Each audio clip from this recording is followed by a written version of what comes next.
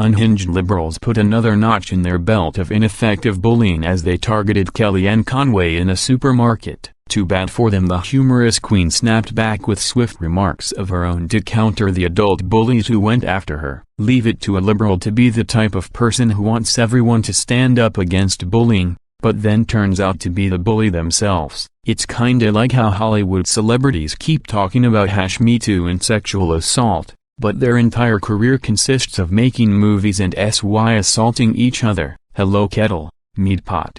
It all went down when Kellyanne was in a Washington D.C. supermarket doing normal adult things like buying food, and some guy thought he was cool to call her out and say she should be ashamed of herself. He then told her to go look in the mirror. Unsure if that's a reference to her looks, her work, or a Michael Jackson song, but Conway snipped back at him in her ever-so-politely way. Instead of having a mental breakdown and screaming at the sky like a liberal on election day, she pushed some words right back at the male buffoon who tried to bully her into proverbial submission. She said mirrors are in aisle 9, I'll go get one now, and carried on with her day. She just swatted the liberal gnat out of the air, and there he lies on the floor with broken wings. What's he going to do next? Physically assault her? She just put him in his place where he belongs, like a bad puppy who defecates on the floor without training. Did his parents not train him correctly? Does this man not know how to speak to a lady? When Conway responded,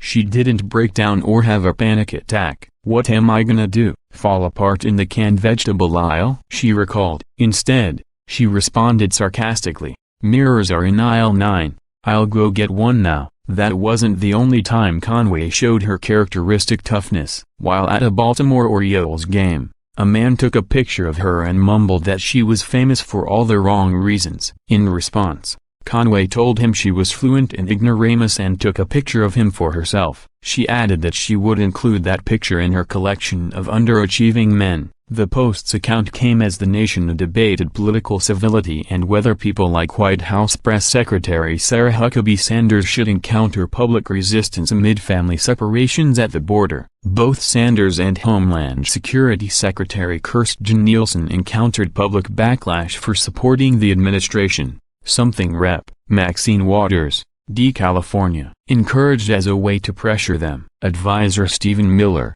who designed the controversial zero-tolerance policy for immigration, faced protests outside of his apartment in DuPont Circle earlier this year. A bartender also reportedly gave Miller 2 middle fingers after he ordered $80 of takeout sushi. If liberals want to fight, then bring it. We're smarter, stronger, and we don't have mental breakdowns when faced with adversity. We will continue to mind our own business and go about our day as normal. But if unhinged and mentally deranged people keep coming up to conservatives, then they're in for a rude awakening. If there was ever a civil war between conservatives and liberals, then it would be over in like 30 seconds. Conservatives have more GS than liberals have genders, so this would be a quick battle. If that man wanted to have a conversation with Kellyanne, then he could have had one respectfully and politely, and perhaps he would have made a point. Instead, his point was that people like him have no couth, pride, nor the ability to act like a responsible human being. If Kellyanne was approached respectfully,